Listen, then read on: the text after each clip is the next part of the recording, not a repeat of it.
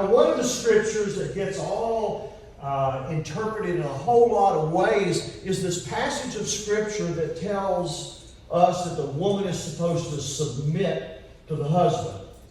Now, that's not very popular in this day and age. It wasn't very popular 2,000 years ago when it was talked about, by the way. But nonetheless, that's what the scripture says. But what we sometimes miss is the part of the scripture where Paul says, submit yourself to one another. Submit yourself to one another. Husband submits to the wife submits to the husband, depending on the situation. That's what it says, by the way. So if you don't like that, argue with Paul, right? Because that's what he says. Now, the way that we look at that in our home is that there are situations where my wife is just absolutely right. As much as I may hate to admit that, there are situations where she is absolutely right about something. She knows more about this particular situation than I do, and so I have to submit to that, right? Particularly if it's a situation that she normally takes care of in the home.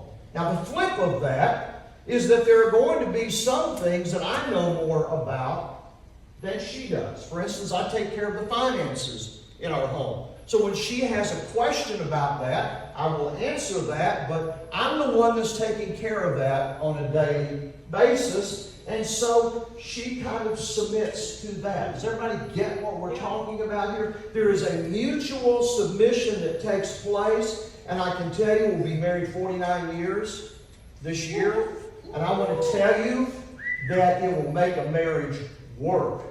But I also want to tell you it's hard. Because when you don't submit to the other one, we have these little discussions that come along, right?